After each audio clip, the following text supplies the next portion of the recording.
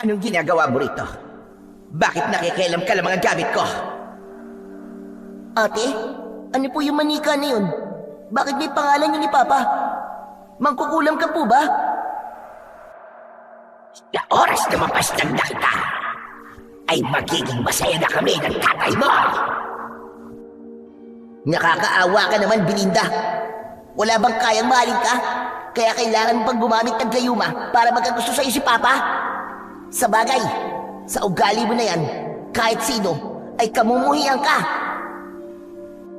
Walang hiya ang bata ka!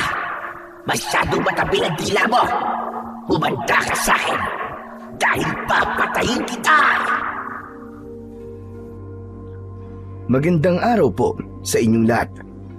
Ang kwentong inyong mapapakinggan ay tungkol sa batang si Crispin.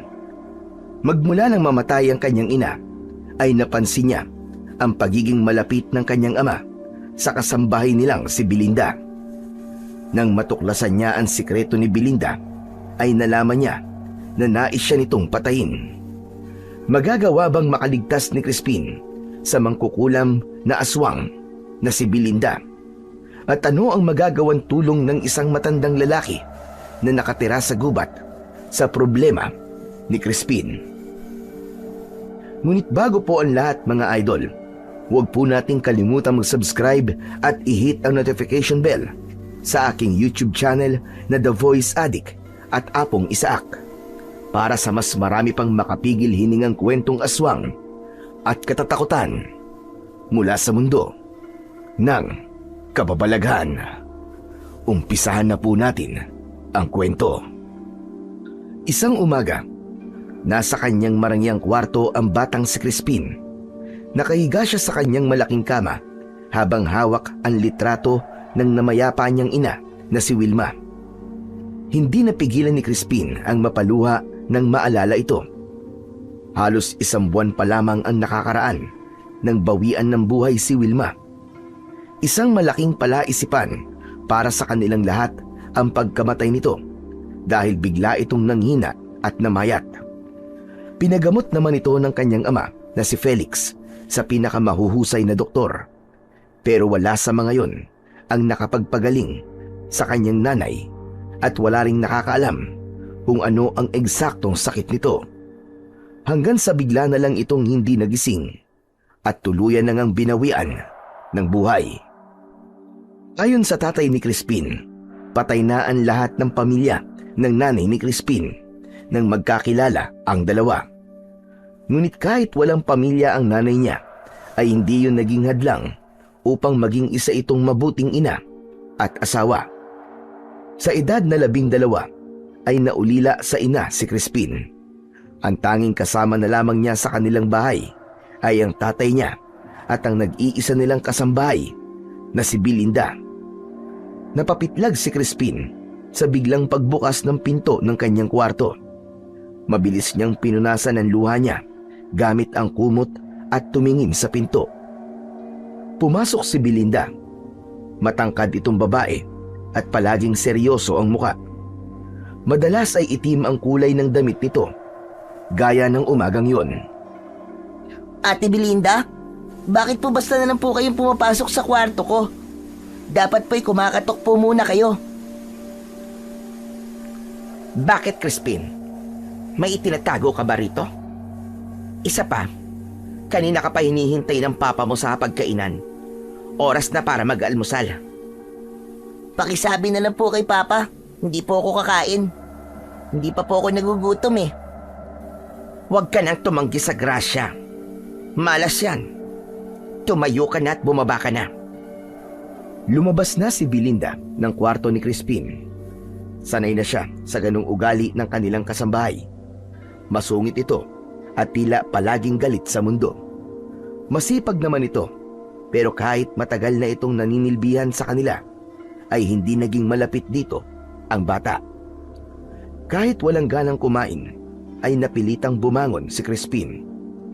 Bumaba siya sa komedor at doon ay naabutan niya ang tatay niya na nakaupo sa kabisera, habang si Belinda naman ay nasa kaliwa nito. Crispin anak, nasabi sa akin ni Belinda, ayaw mo raw kumain Alam kong masakit pa rin sa'yo ang pagkawala ng mama mo. Pero hindi mo pwedeng pabayaan ang sarili mo, anak. Hindi pinansin ni Crispin ang sinabing yun ni Felix na kanyang ama dahil mas nakatuon ang pansin niya sa kinauupuan ni Belinda. Papa, bakit dyan po nakaupo si Ate Belinda? Naisip ko kasi na tutal tatlo na lamang tayo rito, ay isabay na natin sa pagkain si Belinda. Kaya masanay ka nang palagi natin siyang kasamang kumain. Pero, kay Mama pong upuan yan eh. May iba naman pong upuan eh. Doon na lang po siya. Crispin, Ayos lang, Sir Felix. Lilipat na lang ako. Tumayo si Belinda. Inilipat nito ang pinggan, baso at kubyertos sa tapat ng isang upuan at doon ito naupo. Nang umupo na si Crispin sa upuang nasa kanan ni Felix, ay nahuli niya ang masamang tingin ni Belinda sa kanya. Hindi na lang niya ito pinansin dahil sanay na siya sa ganong tingin ng kasambahay, ngunit wala naman talaga yung ibig sabihin. Sinulyapan ni Crispin ang bakanting upuan kung saan nakaupo noon ang kanyang ina. Muling nilukob ng kalungkutan ang kanyang puso nang mapagtanto niyang hindi na niya kailanman makakasalong kumain ang kanyang ina. Matapos ang almusal, habang naguhugas ng pinagkainan si Belinda, ay pinuntahan si Crispin ni Felix sa kanyang kwarto para pagsabihan. Crispin anak, hindi maganda ang inasal mo kanina. Hindi mo dapat pinalipat ng upuan kanina si Belinda. Kawalan yun ng galang. Hindi po ba? Kawalan din po ng respeto kay Mama? Na doon po siya umupo sa upuan ni Mama? Alam po niya yun, pero doon pa rin po siya umupo. Ako nagsabing doon siya maupo. Nagulat si Crispin sa sinabing yun ng kanyang ama. Anak, kailangan na nating tanggapin na wala na talaga ang mama mo. Kailangan ay alisin na natin ang mga bagay na nakasanayan natin nung buhay pa siya. Tayo lang ang mahihirapan at masasaktan kung pipilitin natin gawin ang mga bagay na ginagawa natin nung kasama pa natin siya. Kaya simula ngayon anak, huwag ka nang magugulat sa maraming pagbabagong mangyayari dito sa ating bahay. Ayoko pong kalimutan si Mama. Hindi ko po siya kalilimutan. Mahal na mahal ko po siya. Hindi ko sinabing kalimutan mo siya at hindi ko rin sinabing hindi mo siya mahal. Ang ibig ko lang sabihin ay sanayin mo na ang sarili mong hindi na natin siya makakasama. Bakit po parang napakadali po para sa inyo na sabihin yan, Papa? Hindi niyo na po ba mahal si Mama? Huwag mong questionin ang pagmamahal ko sa nanay mo, Crispin. Para rin sa iyo ang sinasabi kong ito. Pero sige, kung gusto mong pahirapan ang sarili mo, ay huwag mong sundin ang sinabi ko sa iyo. Magpakalunod ka sa lungkot. Bahala ka na sa buhay mo. Galit na lumabas si Felix na labis naman na ipinagtaka ni Crispin.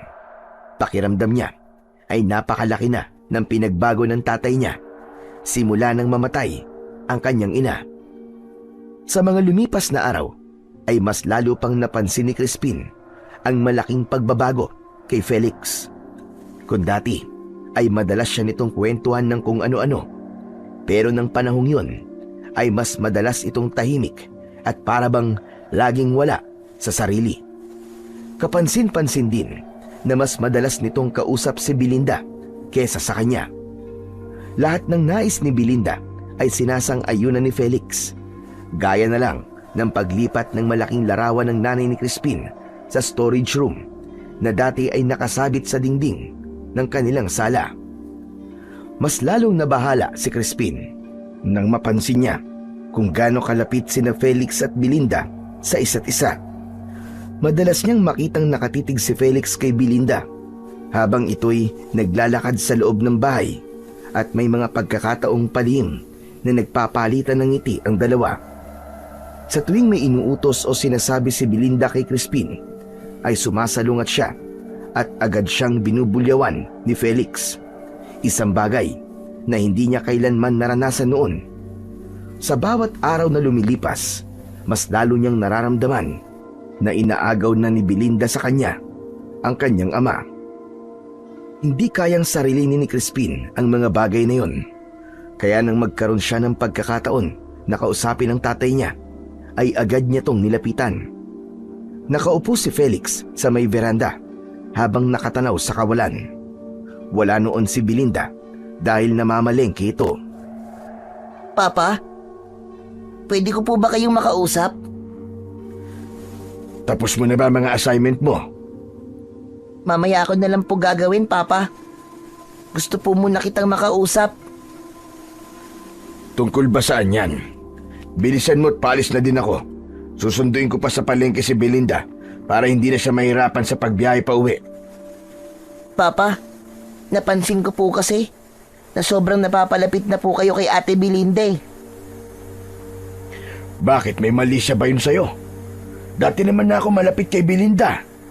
Pati nga ang mama mo nung buhay pa siya, ay magkasundo silang dalawa. Papa, parang iba po kasi ang pagiging malapit nyo ngayon eh. Kung hindi ko po kayo kilalang dalawa, iisipin ko po na mag-asawa kayo. Ay, nako. Napakabata mo pa para maging malisyoso, Crispin. Walang namamagitan sa amin ni Belinda, kundi ang pagiging amo ko sa kanya. Mahiya ka sa nanay mo. Kung naririnig ka niya, aba, sigurado ako magagalit yun sa'yo. Magsasalita pa sana si Crispin, ngunit tumayo na si Felix at umalis sa veranda. Naiwan si Crispin na naguguluhan at nag-iisip kung bakit ganun ang naging reaksyon ng tatay niya sa kanyang sinabi. Makalipas ang ilang sandali, ay narinig niya ang ugong ng sasakyan ng kanyang ama sa labas. Indikasyon na umalis na ito upang sunduin si Belinda sa palengke. Isang hating gabi, nagising si Crispin mula sa mahimbing na pagkakatulog. Nanunuyo ang lalamunan niya dahil sa labis na uhaw. Marahan siyang bumangon mula sa kanyang kama at lumabas ng kanyang silid. Hindi na niya binuksan ang ilaw dahil kabisado naman niya ang bahay na yon kahit nakapikit pa siya. Pagdating sa kusina, ay agad na uminom ng malamig na tubig si Crispin. Matapos uminom, ay napatingin siya sa dulo ng pasilyo kung saan naroon ang silid ni Belinda. Doon niya narinig ang mahina at garalgal na bulong na parang may nagdarasal, pero hindi niya maintindihan ang wikang ginagamit. Gising pa pala si Ate Belinda ng ganitong oras? May kung anong kaba ang gumapang sa dibdib ni Crispin. Maingat siyang lumapit sa pinto ng kwarto ni Belinda. Dahan-dahan siyang sumilip sa nakaawang na pinto. Napasinghap siya sa kanyang nakita.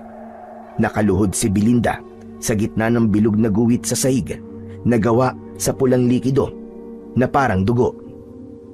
Sa harapan nito ay may isang itim na tandang na tila wala ng buhay. Napapalibutan ito ng mga itim na kandila habang nakataas ang dalawa nitong kamay.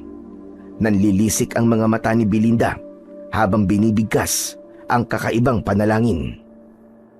Tenebre, odime, duxangunem, ad noctem, Carmen pueri, axipe, spiritus antique, surgite, oculus claudite, corda franquite, per noctem, per montem, potestas me asit. Biglang tumigil si Belinda sa pagsasalita. Dahan-dahan itong iniangat ang ulo at nanlilisik ang mga matang tumingin ito kay Crispin. Sandaling nagtagpo ang kanilang mga mata. Isang malamig na kilabot ang gumapang sa batok ni Crispin. Sa gulat at takot ay napaatras siya at halos madapa sa pagmamadaling tumakbo pabalik sa kanyang kwarto. Nanginginig ang kanyang mga kamay nang isarado niya ang pinto. Humiga siya sa kama at nagkulong sa kumot habang nagtataka kung ano ang ginagawa ng kanilang kasambahay. Kinabukasan ng umaga, sa almusal, ay tahimik si Crispin. Halos hindi niya matignan ng diretso si Belinda dahil hindi maalis sa isip niya ang nakita niyang ginagawa nito nung hating gabi. Matapos ang almusal ay nagpaalam si Felix sa kanila para pumasok sa trabaho. Walang pasok nun sa eskwelahan si Crispin, kaya buong araw na sila lang ni Belinda ang nasa bahay. Simula nang makita niya ang kakaiba nitong ginagawa, ay nagkaroon na siya ng takot sa kanilang kasambahay. Matapos makaalis ni Felix, ay nagdesisyon si Crispin na magtungo na lamang sa kanyang kwarto sa pangalawang palapag. Ngunit nang paakyat na siya sa hagdan, ay bigla siyang tinawag ni Belinda. Huminto siya at nilingon ito. Bakit po, Ate Belinda? Hindi ba? Ikaw ang nagsabi sa akin na dapat kapag pumapasok sa kwarto ng ibang tao ay kumakatok muna. Ano yung ginawa mo kagabi? Sumilip ka sa kwarto ko nang hindi ka kumakatok. Napalunok si Crispin. Natakot siya sa paraan ng tingin ni Belinda sa kanya. Hindi diretsyong nakatutok ang mata nito, ngunit ramdam niya ang galit nito. Yun po ba? Sorry po ate. Hayaan niyo po. Hindi ko na po uulitin yun. Hindi na talaga dapat.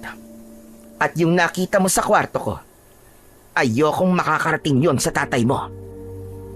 Pero, bakit po ate? Ano ba kasing ginagawa niyo? Bakit nagdadasal ka sa ibang wika? Tapos, may mga kandilang itim ka pa. Mangkukulam ka ba ate? Matipid nang ngumiti si Belinda. Hindi na ito sumagot at tumalikod na ito. Naglakad ito patungo sa kusina habang si Crispin naman ay naiwanang nagtataka at naguguluhan. Nang makapasok si Crispin sa kanyang kwarto, ay inusig siya ng kanyang kuryosidad. Nais niyang malaman kung sino o ano ba talaga ang kanilang kasambahay. Siguro, kailangan ko makapasok sa kwarto ni Ate Belinda.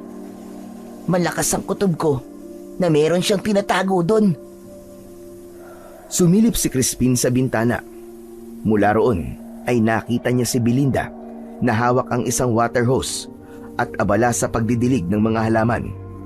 Alam niya na sa dami ng halaman at puno sa paligid ng bahay ay matatagalan ito bago matapos. Kaya naman, sinamantala niya ang pagkakataon na yon. Nagmamadaling nagtungo si Crispin sa kwarto ni Belinda. Sumalubong sa kanya ang malansang amoy na hinaluan ng amoy na parang kakapatay lang na kandila.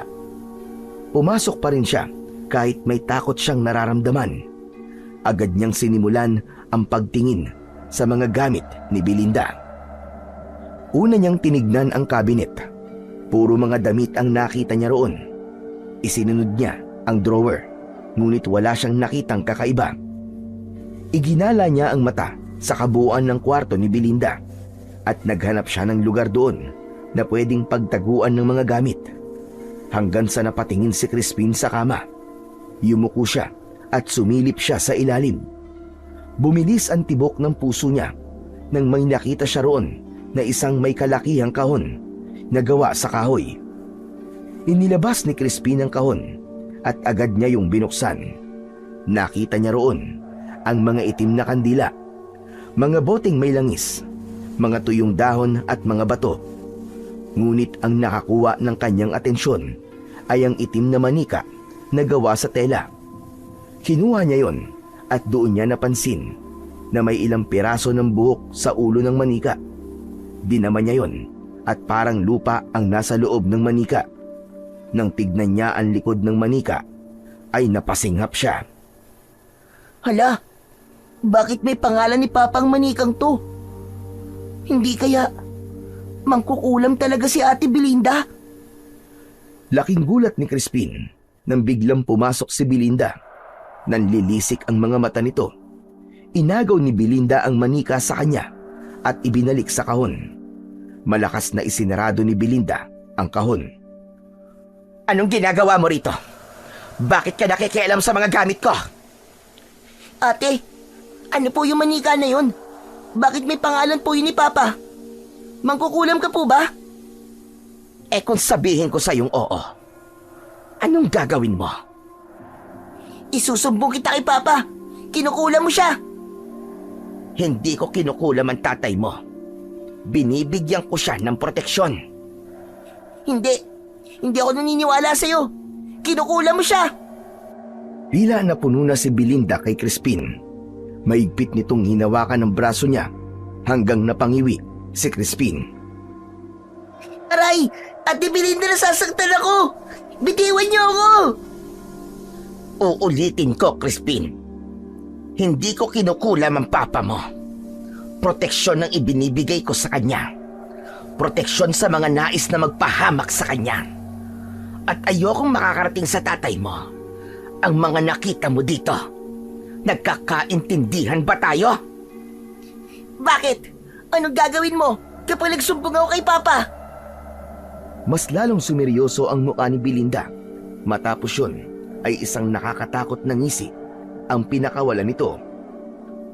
Gagawin kong totoo ang binibintang mo sa akin. Kukulamin ko ang papa mo at hindi mo magugustuhan ang gagawin ko sa kanya. Kaya kung ayaw mo may mangyaring masama sa kanya, itahimik mo yung bibig mo.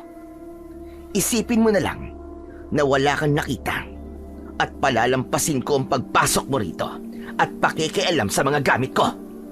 Nagkakaintindihan ba tayo?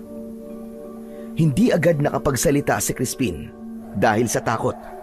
Nanatili siyang nakatitig kay Belinda habang bahagyang nanlalaki ang mga mata. Ano, Crispin? Hindi ka ba sasagot? Nagkakaintindihan ba tayo? Opo. Opo, Ate Belinda. Hindi po ako magsusumbong kay Papa. Mabuti naman kung ganon. Ngayon lumabas ka na sa kwarto ko at huwag ka nang papasok dito kahit kailan. Dahil kapag nahuli ulit kita, pasensyahan na lamang tayo. Takot na tumango si Crispin at saka siya nagmamadaling lumabas ng kwarto ni Belinda. Patakbo siyang bumalik sa kanyang kwarto.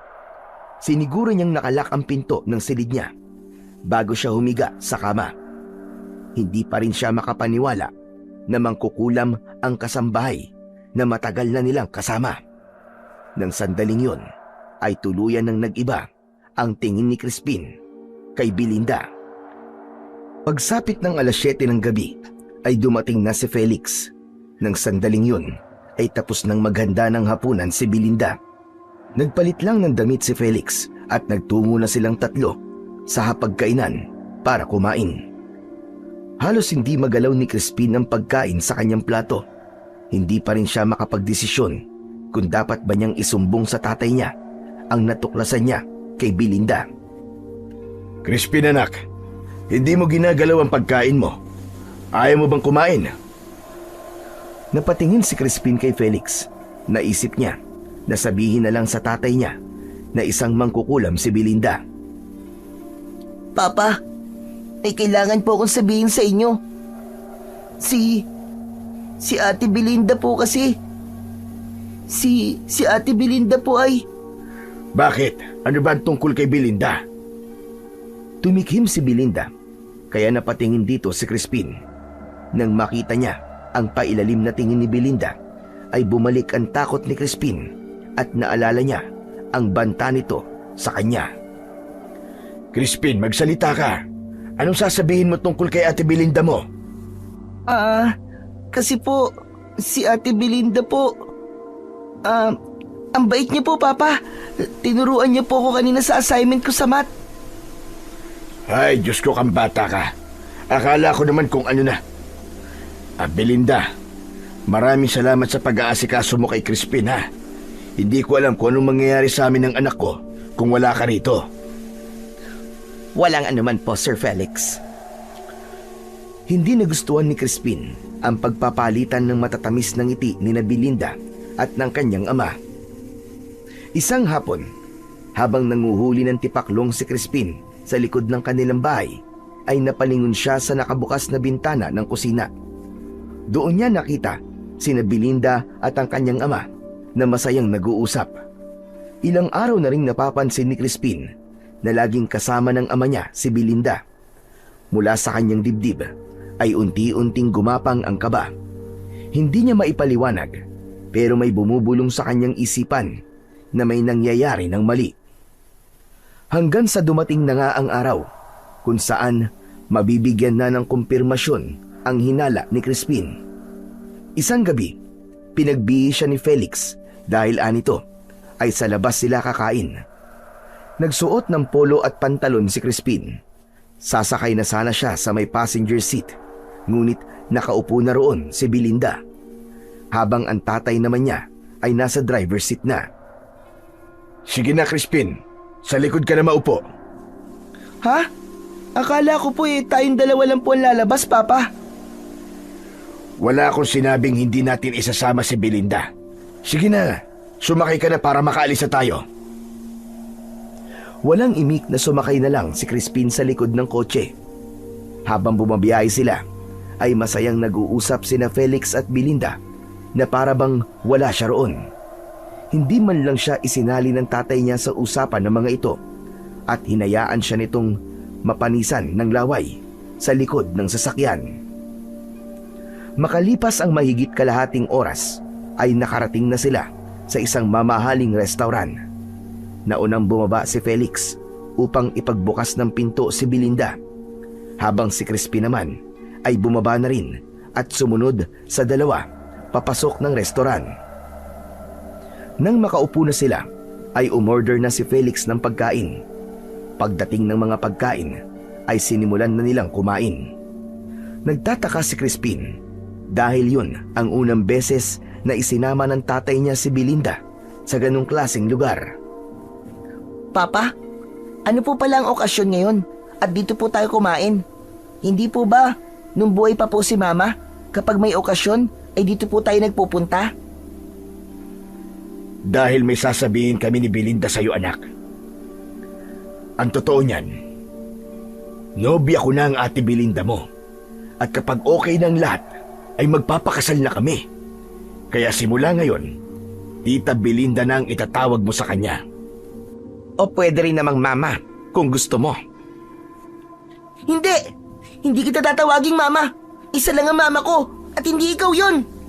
Crispin, igalang mo ang Tita Belinda mo. Ayos lang, Felix. Siguro ay nagulat lang si Crispin. Hayaan natin siyang iproseso ang lahat. Sabi ko na nga ba, may namamagitan na sa inyong dalawa. Papa, wala naman pong problema sa akin kahit magkaroon po ulit kayo ng nobya eh. Pero sana po, ay pinatagal niyo muna. Wala pa pong isang taon na namamatay si Mama. Tapos, nakuha niyo na po kagad na ipagpalit siya. Nagmamahalang kami ng ate Belinda mo. Kaya bakit pa namin patatagalin pa kung doon din naman ang punta? Isa pa, hindi ko hinihingi ang approval mo kung tutol ka man o hindi sa relasyon namin. Pero naniniwala ako na bilang anak kita ay may karapatang kading malaman ang totoo. Napayuko si Crispin. Totoo na wala siyang tutol kung magkaroon man ng bagong pag-ibig ang tatay niya. Ngunit pakiramdam niya ay hindi nirespeto ng tatay niya ang alaala ng kanyang ina dahil halos 2 buwan pa lamang ang nakakaraan simula nang mawala ito, ngunit pinalitan na kagad ito ng tatay niya. Simula noon ay mas marami pa ang naging pagbabago sa bahay ni na Crispin. Sa kwarto na ni Felix natutulog si Belinda. Lahat ng ginagawa noon ng nanay ni Crispin ay ito na ang gumagawa. Pero para kay Crispin, walang pwedeng pumalit sa nanay niya sa bahay na yun. Dumating na rin sa punto na mas nais na niyang nasa eskwelahan na lamang siya kesa sa bahay. Kapag kasi nasa bahay siya, pakiramdam niya ay wala siyang kasama. Nandun nga ang tatay niya, pero ang atensyon naman ito ay palaging na kay Belinda. Isang hapon, katatapos lang ng huling klase ni Crispin sa eskwelahan. Para makauwi, ay sumasakay siya ng tricycle, pero dahil ayaw pa niyang umuwi, ay mas pinili na lamang niya na maglakad. Sa kanyang paglalakad, ay nakarinig siya ng busina sa likod niya. Huminto siya at nang lumingon siya roon, ay nakita niya ang isang tricycle na palapit. Agad niyang nakilala ang driver ng tricycle na si Arman. Si Arman ay ang dating driver ng kanilang pamilya. Nang mamatay ang nanay niya, ay nag-resign na ito. Huminto ang tricycle sa tabi ni Crispin, kaya tumigil na rin siya sa paglalakad. Oh, Crispin, ikaw pala yan. Bakit naglalakad ka pa uwi? Alangan naman po na tumambling po ako pa uwi, di ba? Ikaw talaga, hindi ka pa rin nagbabago. Halika, sumakay ka na. Ihatid na kita sa bahay nyo. Libre ko na, huwag ka na magbayad. Wag na po, Kuya Arman. Ayos lang naman sa akin na maglakad ako eh. Ayoko pa kasing umuwi sa bahay namin eh. Ano? Bakit naman?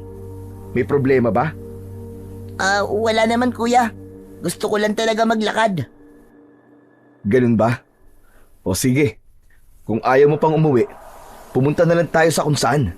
Halika, sakay ka na. Sigurado ako magugustuhan mo yung lugar na pupuntahan natin. Dali, sakay na! Sa una ay nagkaroon ng alinlangan si Crispin. Hindi sa wala siyang tiwala kay Arman. Ang totoo ay kaklose niya ito noong nagtatrabaho pa ito para sa kanila. Ito rin ang madalas niyang kalaro dahil hindi siya pinapayagan ng tatay niya na makipaglaro sa ibang bata dahil baka raw magkasakit siya. Hindi nagtagal ay pumayag na si Crispin sa suwestyon ni Arman. Sumakay siya sa tricycle nito. Pumwesto siya sa likod ni Arman at umandar na ang tricycle. Makalipas ang ilang minuto ay lumiko sila sa isang daan na noon lang nakita ni Crispin. Hindi na sementado ang daan, lupa na yon at mas dumami na ang puno sa paligid. Kuya Arman, saan po pala tayo pupunta? Dadalin kita sa isang secret falls sa gubat na to. Ano? May falls dito kuya? Kakasabi ko lang, di ba? Oo, meron nga. At iilan lang ang nakakaalam kasi secret nga eh. Ang totoo niyan, kapag gusto ko mapag-isa o mag-isip, ay doon ako nagpupunta para magpalipas ng oras ko. Nakaramdam ng excitement si Crispin sa sinabing yun ni Arman. Hindi niya akalain na meron palang talon sa lugar nila. Matapos ang ilang minuto, ay inihinto na ni Arman ang tricycle. Bumaba na sila at ayon dito ay kailangan na nilang maglakad mula roon dahil hindi na kaya ng tricycle na pumasok sa daan na magdadala sa kanila sa lihim na talon. Halos palubog na ang araw, ngunit walang kahit katiting na kaba o takot sa Crispin. Alam niya na ligtas siya dahil si Arman ang kanyang kasama. Hindi nagtagal ay narating na nila ang Secret Falls. Labis na namangha si Crispin sa ganda ng talon. Hindi ganong mataas ang pinagbabagsakan ng tubig at napakalinaw at napakalinis ng tubig. Hinubad niya ang kanyang sapatos at inilublog niya ang paa sa malamig na tubig. Wow! Ang lamig-lamig ng tubig, Kuya Arman. Ang sarap! Saka, ang ganda-ganda dito. Nakaka-relax talaga. O di ba? Sabi ko naman sa'yo magugustuhan mo dito eh. O ngayon, baka pwedeng sabihin mo na sa akin kung ano ang problema mo. Alam mo, Crispin, bata ka pa, kilala na kita. Alam ko kapag may problema ka. Naupo si Crispin sa bato sa gilid ng tubig.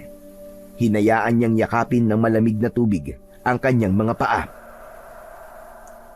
Mukhang kailangan ko nga na mapagsasabihan, Kuya Arman. Wala kasi ako makausap sa bahay eh. Alam mo, Kuya Arman, si Papa at si Belinda, magkasintahan na sila. Balak na rin nilang magpakasal. Ano?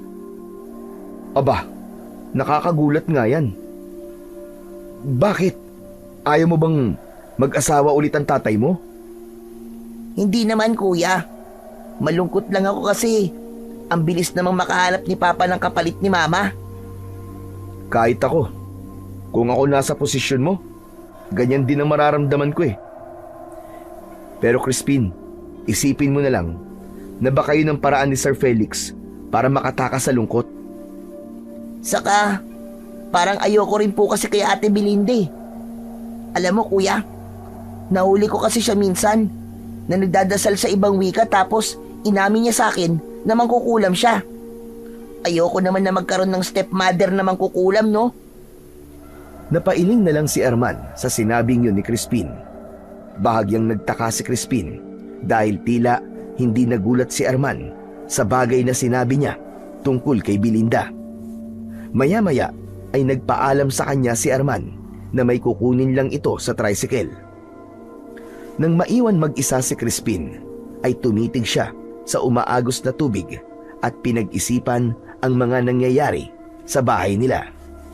Naisip niya na kailangan na niyang sabihin sa tatay niya na mangkukulam talaga si Belinda at baka magbago ang isip nito na pakasalan ang dati nilang kasambahay. Hindi nagtagal ay nakarinig ng yabag si Crispin sa kanyang likuran. Hindi na siya nag-abalang lumingon dahil alam niyang si Arman yun. Ngunit laking gulat ni Crispin nang may panyong tumakip sa kanyang ilong at bibig. Hindi na niya nagawang manlaban dahil nang maamoy niya ang panyo ay bumigat ang ulo niya at agad siyang nakatulog. Walang ideya si Crispin kung gaano siya katagal na nakatulog. Nang ibukas niya ang kanyang mga mata, ay nakatali na ang kanyang mga kamay. Nakaupo siya sa lupa habang nakasandal sa isang puno. Madilim na ang paligid at ang tanging liwanag na meron doon ay ang bonfire na isang dipa lang ang layo sa kanya. Natatakot na luminga si Crispin. Nasa kagubatan pa rin siya. Maya-maya ay dumating si Arman. Seryoso ang mukha nito habang may hawak na itak. Umupo ang lalaki sa bato sa harapan ni Crispin. Kuya Arman, anong ibig sabihin ito? Patawarin mo ako, Crispin.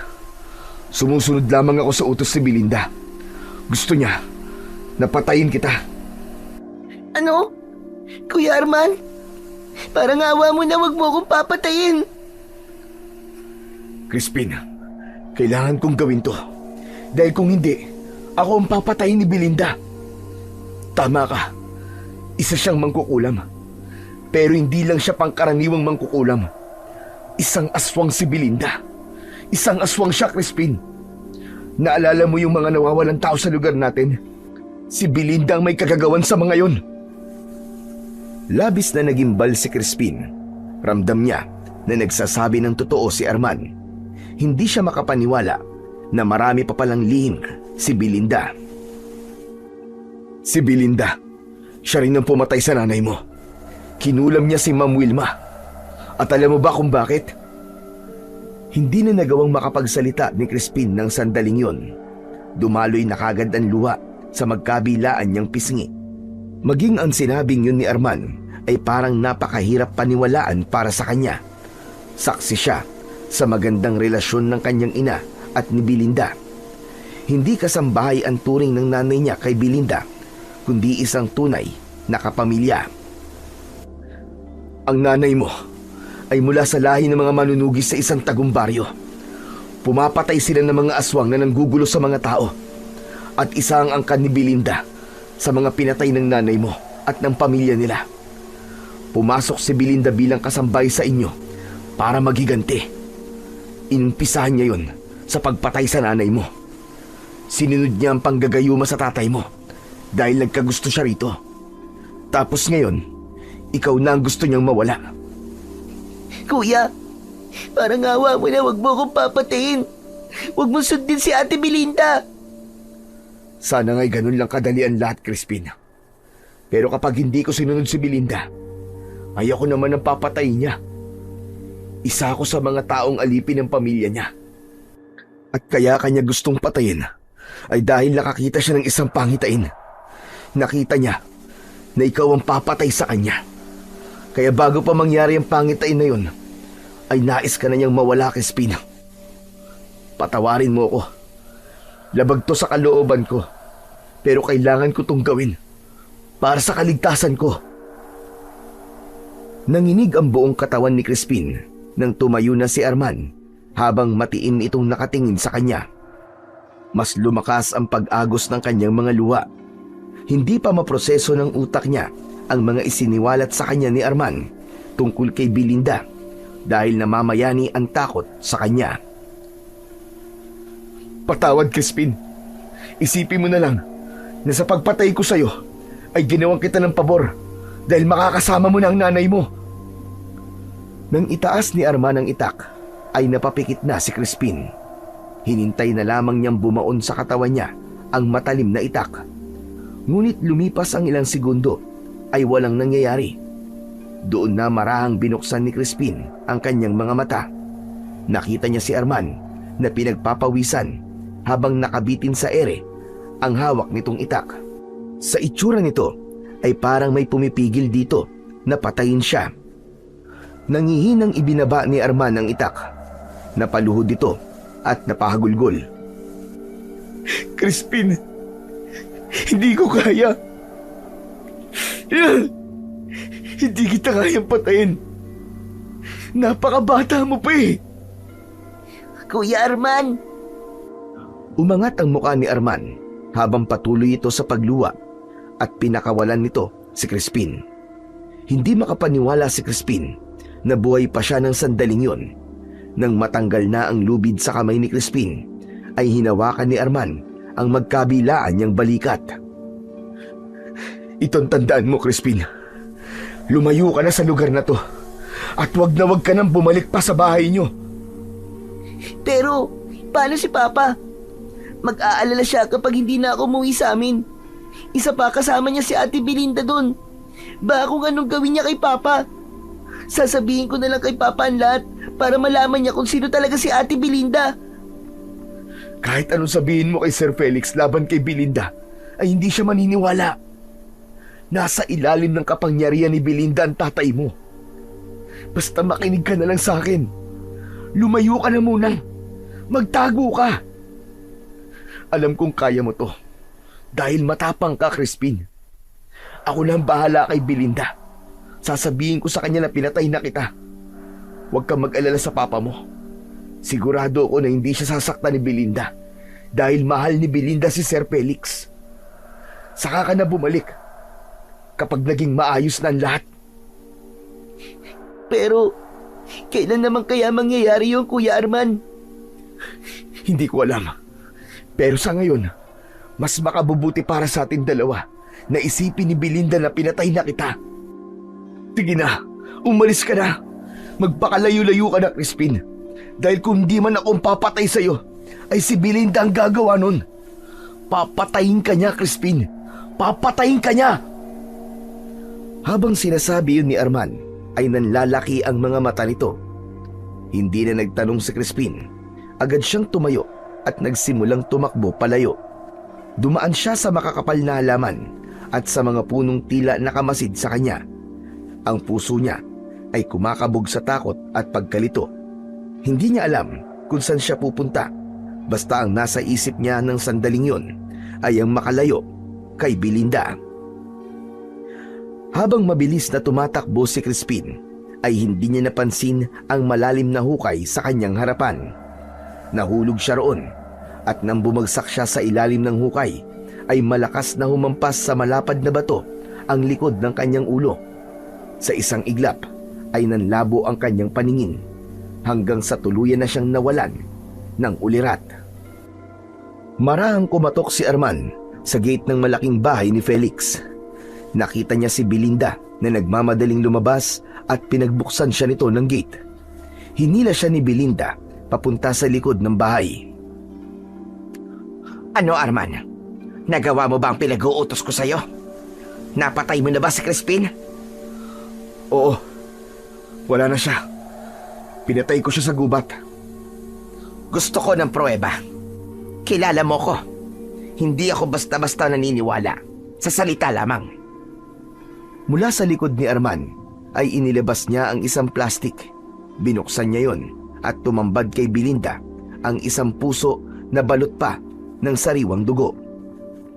Puso ito ni Crispin.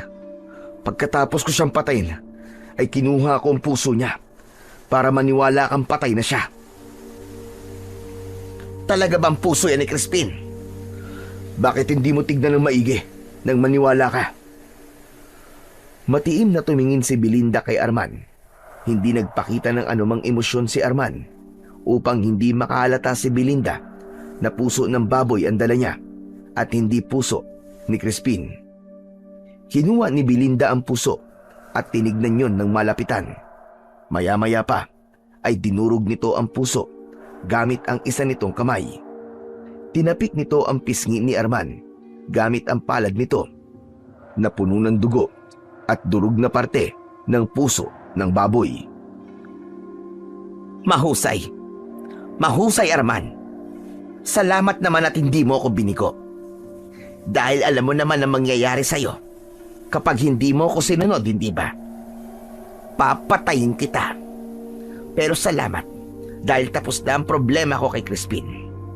Patay na ang batang nakita ko sa aking pangitain na siyang papatay sa akin. Ngayon, sige na. Makakaalis ka na at huwag ka na muna magpapakita sa akin. Sa ngayon, ay hindi pa kita kailangan. Bahagyang yumuko si Arman bilang paggalang kay Belinda. Matapos yun, ay nagmamadali na siyang umalis. Nang makalayo na siya sa bahay na yon, ay huminto siya sandali. Abot langit ang pasasalamat niya sa Diyos dahil naniwala si Belinda na puso nga ni Crispin ang dinala niya rito. Ngunit hindi alam ni Arman kung hanggang kailan hindi malalaman ni Belinda na buhay pa nga ang bata. Kaya habang may panahon pa, ay nagdesisyon siyang magtago at lumayo kay Belinda para hindi siya nito masaktan. Mabigat ang ulo at masakit ang buong katawan ni Crispin nang bumalik ang kanyang malay. Sa paggala ng paningin niya, ay nalaman niyang nakahiga siya sa isang papag. Nasa loob siya ng isang kubo at bahagya siyang nasilaw sa liwanag ng paligid. Sinubukan niyang tumayo pero hindi niya nagawa dahil ang bawat galaw niya ay may nararamdaman siyang pananakit sa iba't ibang parte ng kanyang katawan. Ang huli niyang naaalala ay mabilis siyang tumatakbo sa gubat at pagkatapos ay nahulog siya sa isang hukay. Nasaan ako? Tao po! May tao ba dyan? Isang matandang lalaki ang pumasok sa kubo. Payat ang pangangatawan nito at meron itong buhok na puro puti na. May hawak na sandok ang matanda. Lumapit ito kay Crispin at idinampi nito ang kamay sa noo niya. Mabuti naman. Bumaba ng lagnat mo. Kumusta na ang pakiramdam mo, bata? May masakit ba sa'yo?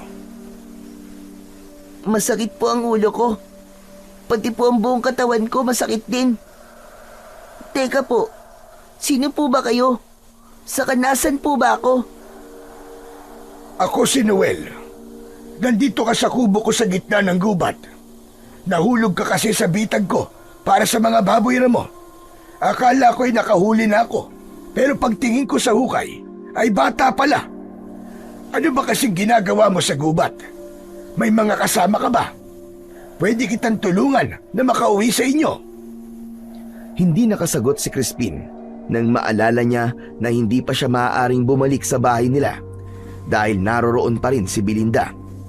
Isa pa, sigurado siya na sa sandaling yun ay nasabi na ni Arman kay Belinda na patay na siya. O sige, kung ayaw mo sagutin ang tanong ko ay ayos lang. Nagluluto ko ng lugaw. Mabutit nagising ka na. Maghahain lang ako para makakain na tayo. Muling lumabas si Lolo Noel ng kubo. Napatitig sa kawalan si Crispin. Hanggang sa sandaling yun ay parang panaginip pa rin ang lahat sa kanya. Wala pa rin siyang maisip na paraan kung paano siya makakabalik sa bahay nila upang makasamang muli ang kanyang ama. Sa sahig na kawayan, naghain si Lolo Noel. Walang lamesa at mga upuan doon. Ganun pa man, hindi nagpakita ng kaartehan si Crispin. Kinain niya ang lugaw na ibinigay sa kanya ng matanda dahil sa matindi na ang kanyang gutom. Sandali lang. Ano nga pala ang pangalan mo, iho? Crispin po. Kapatid mo ba si Basilio? Po? Sino pong Basilio? Ah, wala. Nagbibiro lamang ako. Oo nga pala. Maaari ko na bang malaman kung anong ginagawa mo sa gubat kagabi? Napahinto si Crispin sa pagsubo. Ibinaba niya ang kutsara at diretso siyang tumingin kay Lolo Noel. May gusto po kasi pumatay sa akin. Pero nagbago po ang isip niya, kaya pinatakas na lang po niya ako. Diyos ko, mamaging Panginoon! Totoo ba ang sinasabi mo? Sino namang walang puso ang papatay sa isang batang kagaya mo? Lolo Noel, naniniwala po ba kayo sa aswang at mangkukulam? Sa pagkakataong yun, ay si Lolo Noel ang natahimik. Hindi ito nakapagsalita ng ilang segundo habang matiim na nakatingin kay Crispin. Makalipas ang ilang sandali, ay marahan itong tumango. Naniniwala ako. Kung hindi mo na itatanong, ay dati ako manunugis ng mga aswang. Pumapatay ako ng mga aswang na banta sa buhay ng mga tao sa aming lugar. Pero nung magkaedad na ako, ay huminto na ako. Wala na. Mahina na ang katawan ko at hindi ko na kayang makipaglaban pa.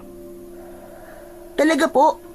Kung ganun, totoo nga po ang sinasabi sa akin ni Kuya Arman. Totoo po ang mga manunugis. Sandali lang. Hindi mo pa nasasagot ng tanong ko kung sino ang gustong pumatay sa iyo. Doon na ipinagtapat ni Crispin kay Lolo Noel ang lahat. Ikinuwento niya sa matanda ang tungkol kay Belinda at ang pagiging mangkukulam at aswang nito. Maging ang dahilan ng pagpatay nito sa kanyang ina at ang plano nitong pagpatay sa kanya ay ipinaalam na rin niya kay Lolo Noel.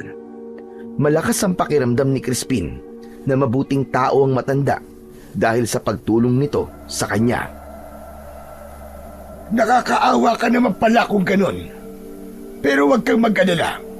Kung wala ka mapupuntahan, ay maaari ka manatili rito sa aking bahay. Kung yun ayos lang sa'yo. Ngunit ipapaalam ko na sa'yo na hindi palagi masarap ang pagkain dito. Sa tingin ko kasi, anak mayaman ka base sa kutis mo. Naku, Lolo Noel, wala pong problema sa akin kahit anong pagkain po. Basta hindi po nakakamatay. Kailangan ko po talaga ng matutuluyan na hindi masyadong malayo po sa bahay namin. Naisip ko po kasi na hindi ko po pwedeng hayaan na matagal si Belinda sa bahay namin dahil baka kung anong maisipan niyang gawin sa tatay ko. Narealize ko po na may dahilan kung bakit po buhay pa ako hanggang ngayon. Yun po ay upang bigyan ng katuparan ang pangitain na nakita ni Belinda na ako po ang papatay sa kanya. Natutuwa ako na kahit bata ka pa ay nakakaisip ka ng mga ganyang bagay. Pero sa ngayon ay isipin mo muna ang paggaling mo. Magpalakas ka ng katawan. Mas maganda na isipin ng Belinda na yon na patay ka ng talaga para maging kampante siya. At kapag ganda ka na, ay ako mismo ang tutulong sa'yo. Ang sabi mo, di ba aswang si Belinda? Marami akong pwedeng ituro sa'yo sa kung paano mo mapapatay ang mga ganong klase ng halimaw. Marahang tumango si Crispin. Nang sandaling yun, ay tiwala siya na napunta siya sa tamang tao at may dahilan kung bakit si Lolo Noel ang pansamantalang kumukupkup sa kanya. Sumang-ayon din siya sa sinabi ng matanda tungkol sa dahilan kung bakit sila pinagtagpo ng tadhana. Sa bawat araw na lumilipas, ay dahan-dahang bumabalik ang lakas ni Crispin. Hindi siya pinabayaan ni Lolo Noel. Ito ang nagpakain sa kanya at nagbigay ng bahay. Ramdam niya ang sinseridad sa kilos ng matanda at ang totoong pagmamalasakit. Hindi niya maipaliwanag pero agad siyang nakaramdam ng tiwala sa matanda. Isang gabi, habang naghahapunan ng dalawa, ay hindi maiwasang maisip ni Crispin kung kumusta na ang lagay ng kanyang ama. Lolo, nag-aalala po ako sa papa ko. Wala po akong tiwala kay Belinda. Baka kung ano na po ang ginagawa niya kay papa. Naiintindihan ko ang nararamdaman mo, Crispin. Ngunit sa ngayon ay magtiwala na lamang tayo na hindi niya sasaktan ang tatay mo. Gaya ng sinabi mo sa akin, ay mahal ni Belinda ang tatay mo. Kaya niya to ginayuma. Kahit na po, Lolo. Simula po kasi na malaman ko kung ano talaga si Belinda, ay nag-iba na po ang tingin ko sa kanya. Natatakot po ako na baka magaya po si Papa sa nangyari kay Mama. Lolo Noel, Kailan niyo po ba ako tuturuan ng mga kaalaman niyo sa pakikipaglaban sa aswang? Kapag naramdaman ko na handa ka na, ayokong sanayin ka na hindi pa handa ang katawan at isip mo. Pero Lolo Noel, handa na po ako. Gusto ko na pong tapusin ang kasamaan ni Belinda. Gusto ko na pong bumalik sa dati naming buhay ni Papa. May tamang oras para sa bagay na yan, iyo. Hanggang hindi ko sinasabi na hindi ka pa handa, ay hindi ka pa handa. Magtiwala ka lang sa akin, iyo. Napayuko na lang si Crispin at ipinagpatuloy ang kanyang pagkain. Mag-iisang linggo na, simula nang mawala siya sa bahay nila. Sigurado siya na sa sandaling yun ay labis na ang pag-aalala ng kanyang tatay sa kanya. Nais niyang makasiguro na ayos lang ang tatay niya at walang ginagawang masama rito si Belinda. Kaya nang makatulog si Lolo Noel ay lihim na umalis si Crispin. Tinahak niya ang daan palabas ng kagubatan. Matalas ang memorya niya, kaya madali niyang naalala ang dinaanan nila ni Arman. Nang makita niya ang talon, ay alam niya na malapit na siyang makalabas ng gubat. Hanggang sa wakas, ay nakalabas na ng gubat si Crispin. Patuloy siyang naglakad sa gitna ng kadiliman na ang tanging tanglaw ay ang bilog na buwan. Nang marating niya ang bahay nila, ay umakyat siya sa gate. Tahimik siyang naglakad at napansin niya na nakabukas pa ang ilaw sa may sala. Lumapit siya sa bintana. Nakabukas yun, kaya't sumilip siya. Hindi niya napigilang maluwa nang makita niya si Felix na kausap si Belinda. Miss na niya ang tatay niya at yun ay ang unang beses na nawala ito sa tabi niya ng ganong katagal. Nakaupo si Belinda sa sofa habang si Felix naman ay palakad-lakad. Bakas sa mukha nito ang labis na pag-aalala. Ano ka ba naman, Felix? Pwede bang pumirmi ka muna? Ako nahihilo sa ginagawa mo eh. Anong kumalma? Anak ko nawawala, Belinda. Mag-iisang linggo na siyang hindi umuwi. Hindi ko kayang kumalma. Hindi ba't ginagawa na ng mga pulis ang lahat para mahanap siya? Makikita mo isang araw ay nandito na ulit si Crispin. Ewan ko ba kasi sa anak mo na yan. Marahil ay nagpapapansin lang yon, kaya nagkukunwari siyang nawawala. Mga kabataan talaga ngayon. Hindi ko maintindihan. Kilala ko si Crispin, Belinda. Hindi siya gagawa ng ganung bagay. Sa tingin ko, ay hindi mo pa siya lubusang kilala. Tignan mo, at nagawa na niya ang bagay na hindi mo inaakalang gagawin niya. Ay nako. Nasaan na ba ang batang yon? Nasaan ka na ba, Crispin? Kumusta na kaya siya? May maayos kaya siyang tinutulugan? Kumakain kaya siya sa tamang oras? Baka nagugutom na siya ngayon. Bumakas ang pagkairita sa mukha ni Belinda. Tumayo ito at lumapit kay Felix. Matiim nitong tinignan ang mga mata ni Felix at napansin ni Crispin na bumubuka ng mabilis ang bibig ni Belinda na para bang meron itong binubulong. Nanlaki ang mga mata ni Felix. Nawalan ng emosyon ang mukha nito. Huwag mo nang alalahanin at isipin si Crispin. Ituon mo na lang ang atensyon mo sa akin, Felix. Sa akin ka lang. At wala nang iba. Tama ka. Sa ilang dapat ang atensyon ko, Belinda. Wala na akong iisiping iba, kundi ikaw lamang. Akala mo ay isang robot na nagsalita si Felix. Diretso ang tingin nito kay Belinda. Mariing naikuyom ni Crispin ang kanyang mga kamao. Alam niya na muling napunta sa ilalim ng kapangyarihan ni Belinda ang papa niya. Nag-init ang dugo niya at ang tanging nasa isip niya ng sandaling yon ay ilayo ang kanyang papa kay Belinda. Ngunit nang akmang papasok na siya sa bahay nila mula sa bintana, ay may kamay na humila sa braso niya. Kasunod nun ay may tumakip sa bibig niya dahil pasigaw na sana siya. Nanlaki ang mga mata ni Crispin nang makita si Lolo Noel. Sumenyas ito na huwag siyang maingay. Hinila siya ng matanda patungo sa gate at pinauna siya nitong umakyat doon. Nang makalabas si Crispin ay sumunod kagad si Lolo Noel. Muli siya nitong hinawakan sa kamay at hinila siya nito palayo sa bahay nila. Pagkarating nila sa gubat ay doon lang nagsalita ang matanda. Hindi ko akalain na matigas pala ang ulo mong bata ka. Hindi ba't sinabi ko na wag ka munang magpupunta sa bahay nyo? Mabuti na lang at nagising ako nang tumakas ka, kaya nasundan kita. Sorry po, Lolo Noel. Nag-aalala na po kasi ako sa papa ko eh. Tapos, nakita ko po na ginamitan na naman ni Belinda si papa ng kapangyarihan niya. Tapos, magtatangka ka pang magpakita sa kanya kanina. Buti na lamang at napigilan kita dahil baka kung ano na nangyari sa'yo. Gusto ko na po siyang tapusin, Lolo Noel.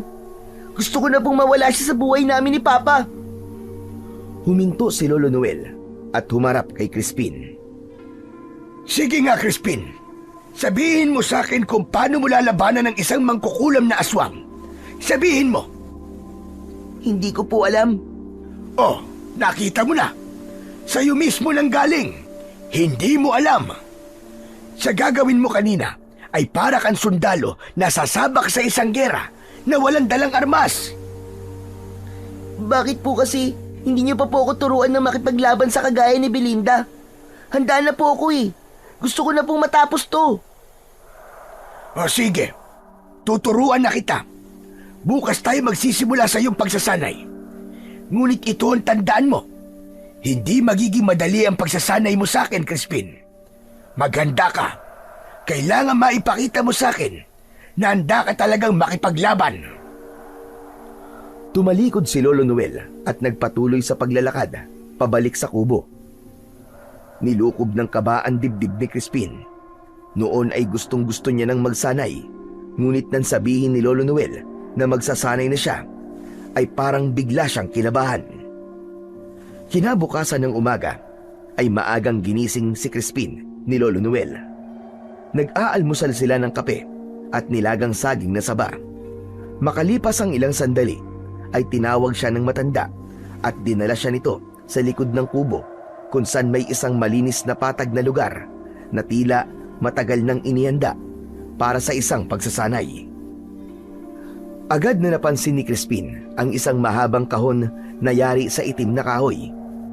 Maingat yung binuksan ni Lolo Noel at sa pagtaas ng takip ay bumulaga kay Crispin ang isang pares ng arnis na kulay itim. May mga nakaukit doon na hindi niya mawarian kung ano ang ibig sabihin. Lolo Noel, ano po yan? Arnis na gawa sa puno ng mangkono. Ang mangkono ay ang pinakamatibay na uri ng kahoy dito sa ating bansa. Pero hindi lang basta ito arnis. May basbas ito ng isang makapangyarihang diwata ng kagubatan. Kinuha ni Lolo Noel ang arnis at inabot yon kay Crispin. Nang hawakan niya ang arnis, ay nakaramdam siya ng bahagyang panginginig sa kanyang palad na parabang may enerhiyang dumaloy sa kanyang buong katawan. Ang diwata nagbigay ng basbas sa arnis na yan bilang proteksyon ng mga tao laban sa kasamaan. Isa itong sandatang hindi nasisira ng kahit na anong puwersa at lalong hindi yang kayang hawakan ng mga nilalang na nabubuhay sa dilim. Pero tandaan mo, Crispin, ang arnis ay hindi sapat kung ang may hawak naman ito ay walang paninindigan. Ang ibig niyo po bang sabihin ay ipapahiram niyo po sa akin ang sandatang ito para labanan po si Belinda? Ganun na nga. Yan ang gagamitin mo sa pakikipaglaban mo sa kanya. Ngunit bago yun mangyari, ay kailangan mong maging biyasa sa paggamit niyan. Tahimik na tinitigan ni Crispin ang arnis. Sa kanyang dibdib ay nagsimulang sumiklab ang samot-saring emosyon. May takot, galit, at higit sa lahat ay determinasyon. Maya-maya pa ay muli siyang tumingin kay Lolo Noel. Handa na po ako magsanay, Lolo. Gawin na po natin. Nakangiting tumango si Lolo Noel at agad nilang sinimulan ang kanilang pagsasanay. Muling kinuha ni Lolo Noel ang arnis kay Crispin at 2 patpat muna ang ipinagamit nito sa kanya. Sa unang mga hakbang pa lang ng pagsasanay ay ramdam na kagad ni Crispin ang hirap. Hindi niya makuha ang tamang galaw ng paa at tamang posisyon ng kanyang mga braso. Laging mali ang pagkakaposisyon ng katawan niya at sa tuwing sasablay siya ay hindi nagdadalawang isip si Lolo Noel na itama siya. Tumingin ka sa kalaban at hindi sa lupa. Kapag nagpatuloy ka ng ganyan, ay hindi ka mananalo sa laban. Napakagat ng labi si Crispin. Pilit niyang inaayos ang katawan at sinunod ang tamang galaw na itinuro ni Lolo Noel. Sa una ay nakakasabay siya, ngunit habang tumatagal ay nakakalimutan na niya ang dapat niyang gawin. Nagpatuloy ang pagsasanay at hindi maitatanggi ni Crispin na labis siyang nahihirapan. Makalipas ang ilang oras ay pagod na siya. Halos hindi na niya maigalaw ang kanyang mga braso. Nanlalambot na rin ang kanyang mga binti.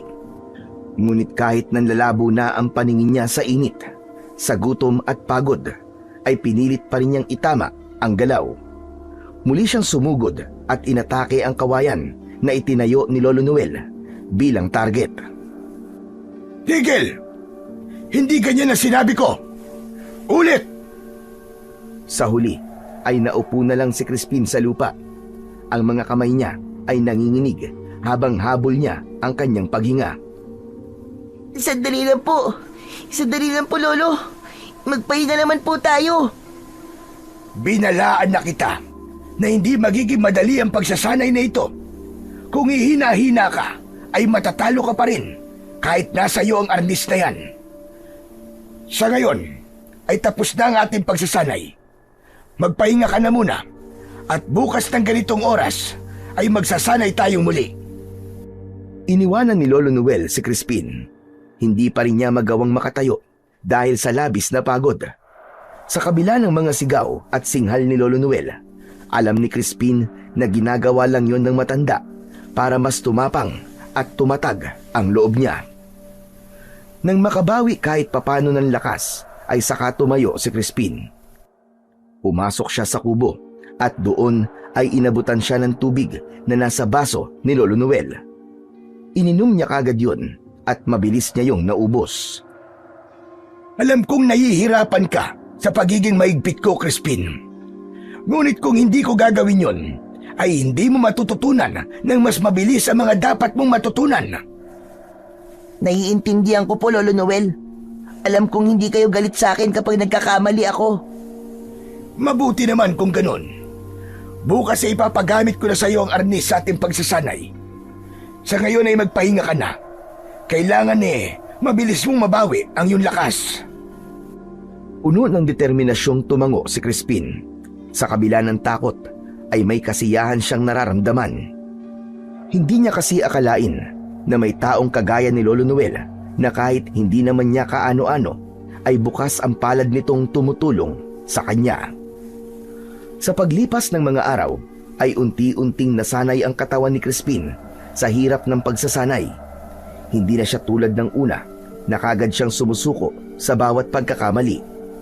Hinayaan na rin siya ni Lolo Noel na gamitin niya ang arnis na yari sa kahoy ng mangkono. Sa paghawak niya sa arnis ay tila ba may dumaloy na kakaibang lakas sa kanyang mga palad. Isang init na nagbigay sa kanya ng tapang at lakas ng loob. Araw-araw na sinanay ni Lolo Noel si Crispin. Tinuruan siya ng matanda ng iba't ibang galaw, kung paano ang pag-ilag, pagsalag at sa mga kombinasyon ng atake. Sa tuwing natatapos ang kanilang araw ng pagsasanay, habang si Lolo Noel ay nagpapahinga o nagluluto ng pagkain, ay hindi pa rin humihinto si Crispin. Sa lilim ng mga punong kahoy ay mag-isa niyang inuulit ang mga galaw na itinuro sa kanya na para bang hindi siya nakakaramdam ng pagod. Isang gabi, sa bahay naman ni Felix, siniguro ni Belinda na mahimbing nang natutulog si Felix bago siya nagtungo sa dati niyang silid sa ibaba. Doon ay gumuhit siya ng malaking bilog sa sahig gamit ang itim na abo. Pinalibutan niya yon ng mga itim na kandila. Nang masindihan niya ang mga kandila, ay umupo siya sa gitna ng bilog at pumikit.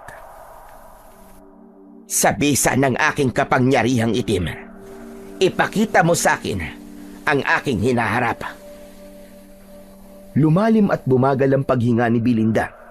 Habang nakapikit siya, ay nakita niya ang imahe ni Crispin. Ang kasunod niyang nakita ay ang walang buhay niyang katawan, habang si Crispin ay nakatayo sa gilid niya. Mabilis na ibinukas ni Belinda ang mga mata. Habol niya ang kanyang paghinga at mabilis ang tibok ng puso niya.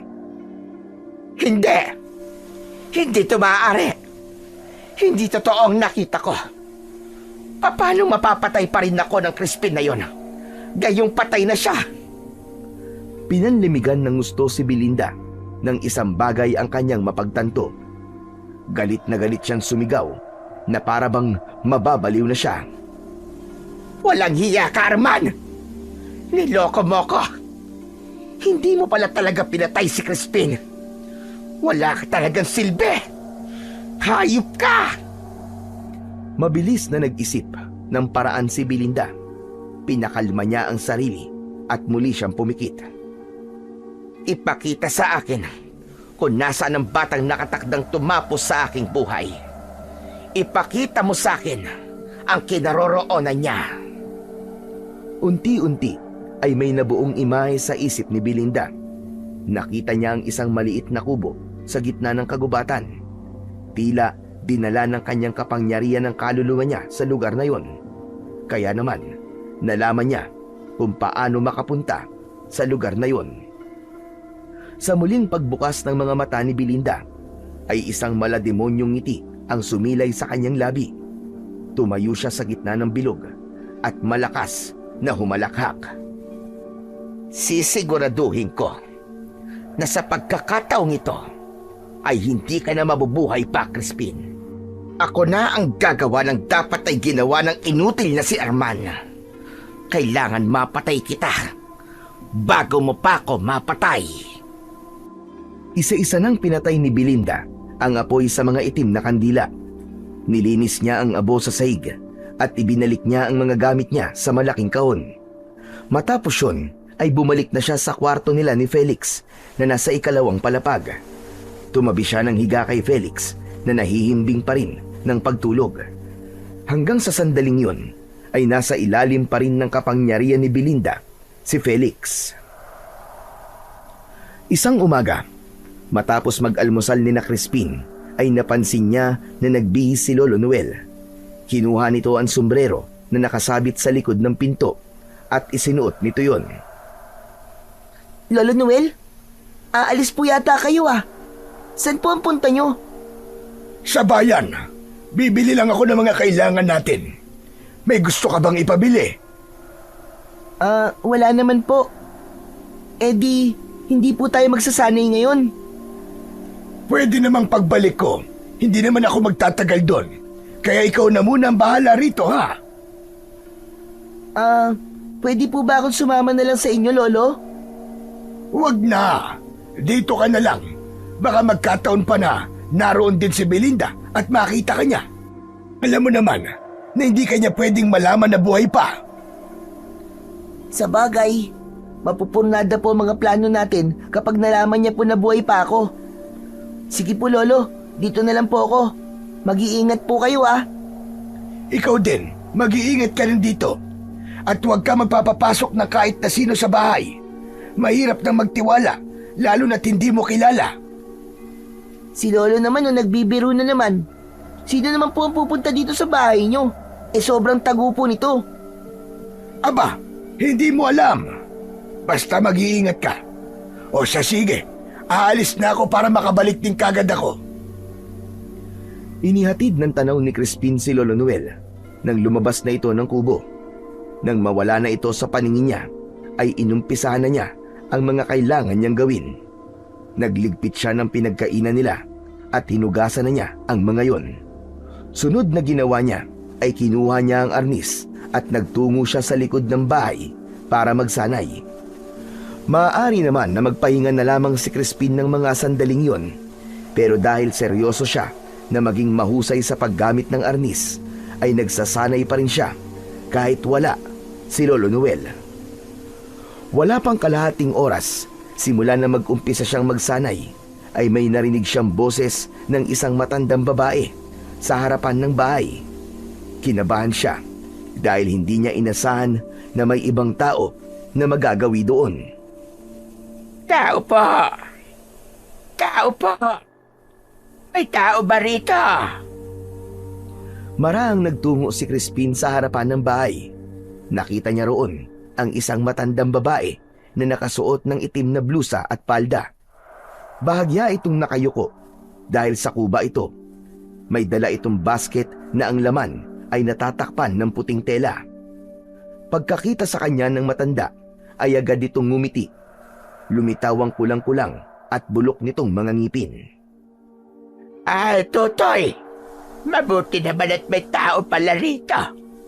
Ikaw lang ba mag-isa dito? Opo. Pumunta po kasi sa bahay ng lolo ko.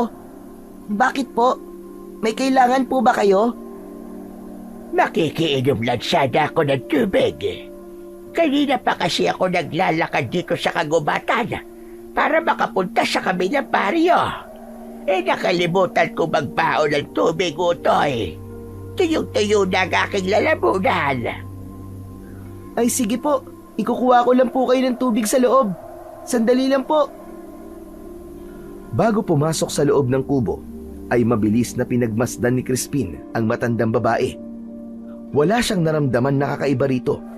Ang totoo nga, ay naawa pa siya rito dahil mukhang mahina na ito, tapos kailangan pa nitong maglakad ng mag-isa sa loob ng gubat.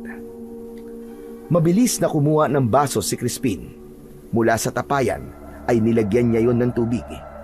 Binalikan niya ang matanda at inabot dito ang baso. Agad yung kinuha ng matanda at nanginginig ang mga kamay na ininom nito ang tubig. Bumakas ang ginhawa sa mukha ng matanda nang maubos nito ang tubig sa baso. Ibinalik nito kay Crispin ang baso. Maraming salamat, Utoy. Napakabait mo. Kanina kasi, bago ko pumasok dito sa gubat, ay makikiinom sana ako sa bahay na naroon. Pero hindi nila ako pinainom dahil sa aking itsura. Hayaan niyo na po sila, Lola. Ang importante po ay nakainom na po kayo. Ang kabutihan mo ay dapat lang na ginagantimpalaan. Sandali. Huwag niyo pong sabihin na isa po kayong engkantada. Tapos bibigyan niyo po ako ng 3 kahilingan. Marahil ay mahilig ka magbasa ng mga kwentong pantasya. Sana nga ay isa kong engkantada para mabiyayaan kita ng ganong gantimpala. Ngunit gaya mo ay isa lamang akong normal na tao. At ang maibibigay ko lamang sa'yo ay isa sa mga dala kong tinapay. Inalis ng matandang babae ang puting tela na nakatakip sa dala nitong basket. Nalaman ni Crispin na mga tinapay pala ang laman ng basket at mukhang bagong gawa pa ang mga yon dahil naaamoy niya ang mabangong aroma ng mga tinapay. Bagong gawa mga tinapay dito. Kumuha ka ng isa bilang kapalit ng tubig na ibinigay mo sa akin. Naku, hindi na po kailangan. Busog pa naman po ako eh. Sige na. Kumuha ka na kahit isa lang. Ako ang gumawa ng mga ito. Ibibenta ko mga ito sa kabilang baryo. Sige na, Utoy. Kumuha ka na. Huwag na po talaga, Lola. Negosyo niyo po yan eh. Tsaka hindi naman po ako humingi ng kahit na anong kapalit sa maliit na tulong na ginawa ko po sa inyo. Kumuha ang matandang babae ng isang tinapay na medyo malaki at inabot nito yon kay Crispin. Sige na. Tanggapin mo na ito. Malulungkot ako kung tatanggi ka. Sige na nga po.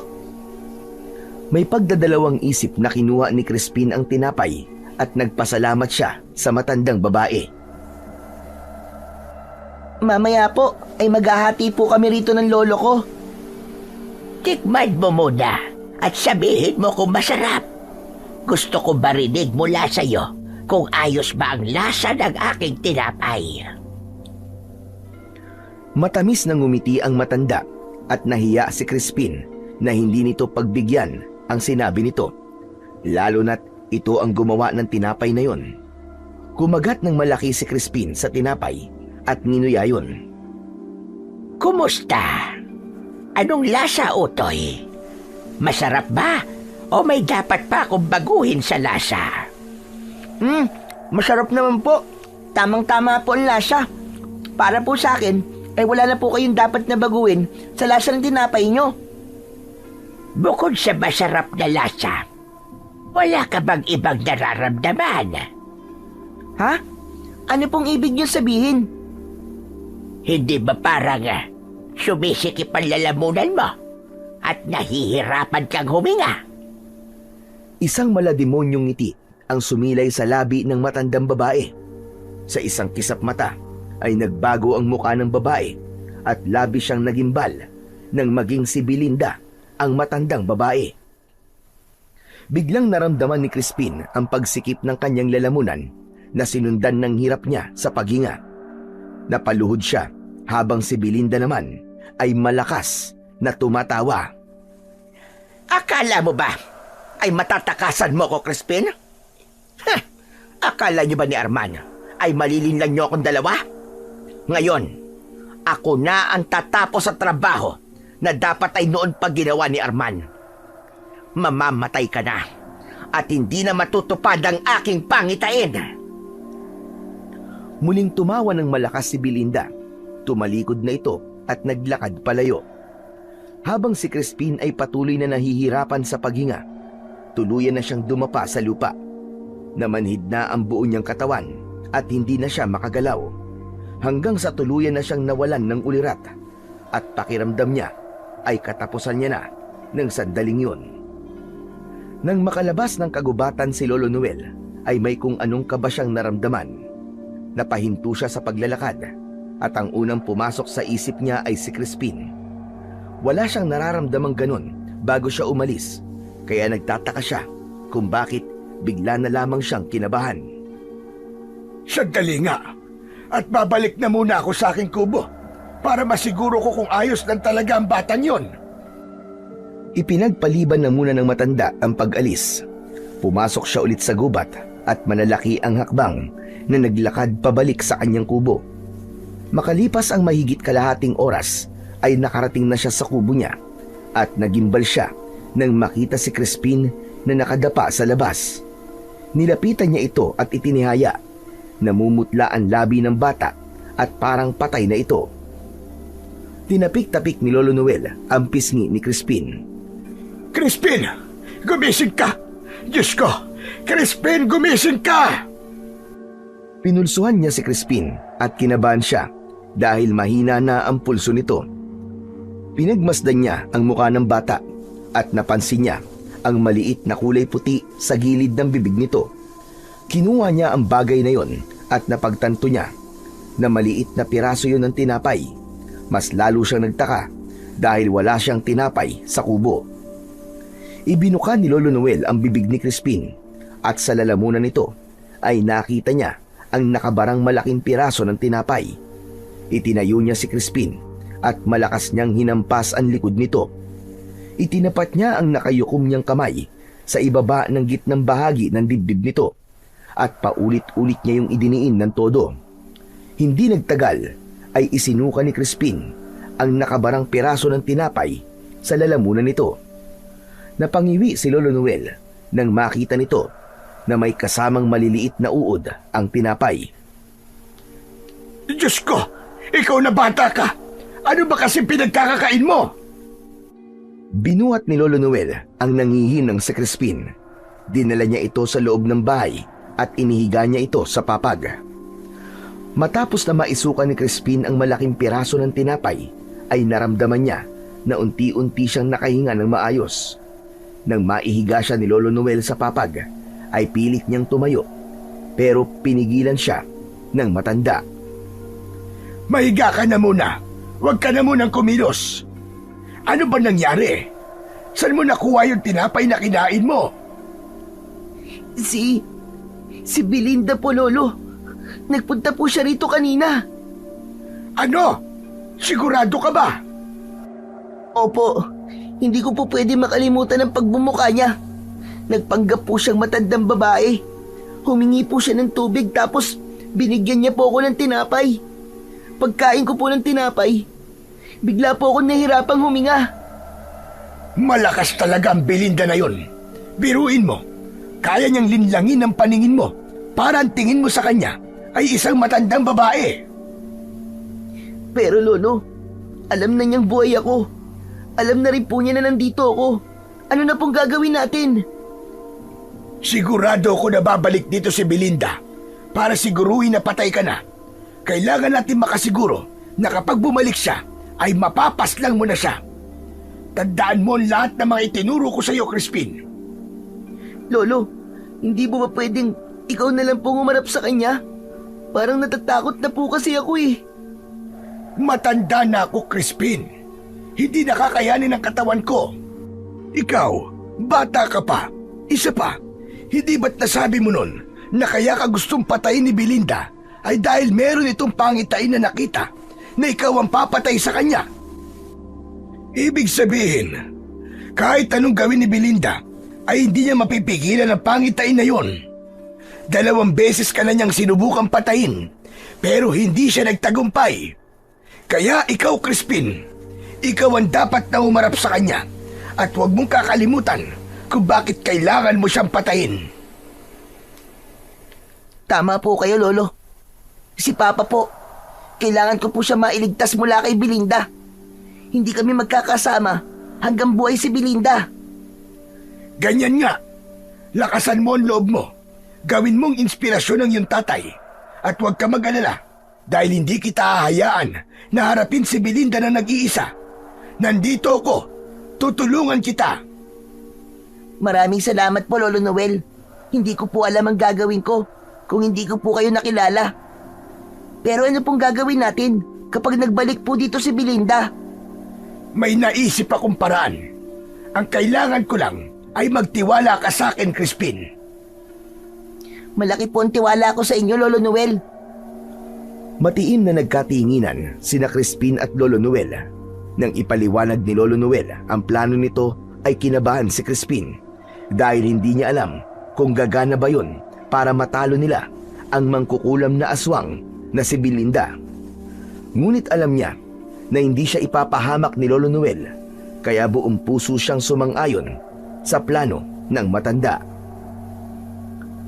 Kinagabihan, nasa harapan ng kubo si Lolo Noel.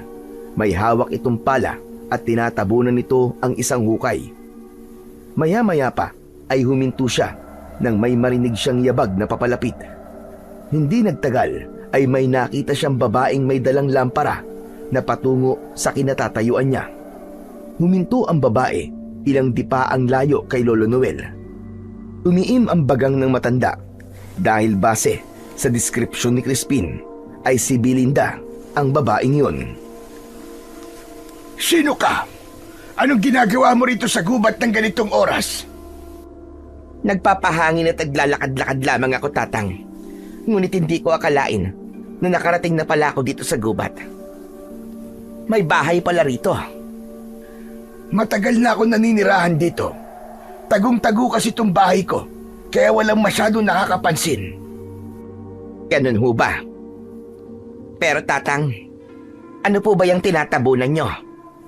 Hindi mo na sinagot ni Lolo Noel ang tanong ni Belinda. Umiling-iling siya at pinilit niyang lumuha. Ang batang inampun ko. Namatay siya kaninang umaga. Umalis lang ako sandali. Tapos sa kalaib ang pagbalik ko, ay wala na. Patay na siya. Nakakaawa batang ito. Sandali ko lang siyang nakasama. Pero napalapit na ang loob ko sa kanya. Kasi napakabait niyang bata. Ikinalulungkot ko po ang kanyang pagpanaw. Maaari ko po ba siyang silipin? Sige lang, walang problema. Salamat at nagawi ka rito. Dahil kahit papano, hindi ko nararamdaman na mag-isa ko siyang ipinagluluksa. Maraang naglakad si Belinda papunta sa gilid ng hukay. Sumilip ito doon at hindi nakaligtas kay Lolo Noel ang pagsilay ng ngiti sa labi ni Belinda. Ngunit hindi na siya nagsayang ng pagkakataon. Malakas niyang itinulak si Belinda sa hukay. Nang mahulog ito roon, ay malakas niyang tinawag ang pangalan ni Crispin. Nang marinig naman ni Crispin ang malakas na pagtawag ni Lolo Noel, ay alam niyang yun na ang hudyat. Mabilis siyang lumabas sa pinagtataguan niya sa likod ng bahay at tumakbo siya papunta sa unahan habang dala ang arnis. Dumiretso siya sa gilid ng hukay at nakita niya na paakyat na ang galit na si Belinda mula sa hukay. Nanlaki ang mga mata ni Belinda pagkakita nito sa batang si Crispin. Ano? Buhay ka pa rin, bata ka! Malakas na sumigaw si Crispin at sabay niyang inihampas ang dalawang arnis sa ibabaw ng ulo ni Belinda.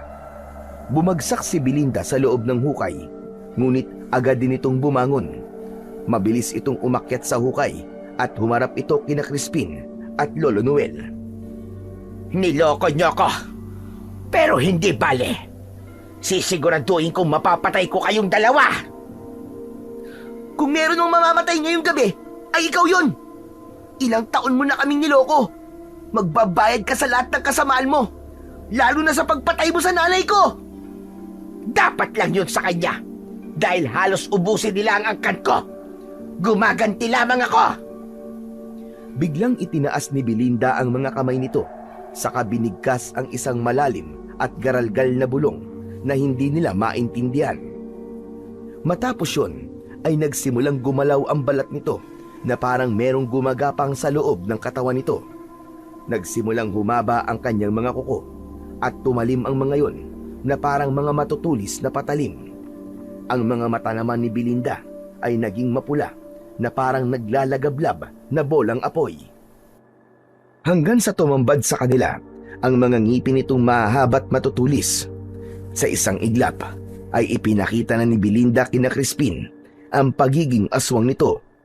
Humihingal ito at naglalaway matapos magbagong anyo. May takot na naramdaman si Crispin, ngunit hindi niya hinayaan na mangyari yun. Mahigpit niyang hinawakan ng arnis at walang ibang nasa isip niya kundi ang dahilan kung bakit niya kailangang patayin ang aswang na mangkukulam na si Belinda. Sa oras na mapaslang kita, ay magiging masaya na kami ng tatay mo! Nakakaawa ka naman, Belinda. Wala bang kaya kang mahalin, kaya kailangan mo pang gumamit ng gayuma para magkagusto sa'yo si Papa? Sa bagay, sa ugali mo na yan, kahit sino ay kamumuhian ka. Walang hiya kang bata ka. Masyadong matabil ang dila mo. Humanda ka sa akin. Papatayin kita! Mabilis na sumugod si Belinda kay Crispin. Matagumpay niyang naiwasan ang pagwasiwas ng matutulis na kuko ng aswang. Sa pag-ilag niya ay bumuelo siya at gamit ang arnis na gawa sa puno ng mangkono ay malakas niyang hinampas sa balikat si Belinda.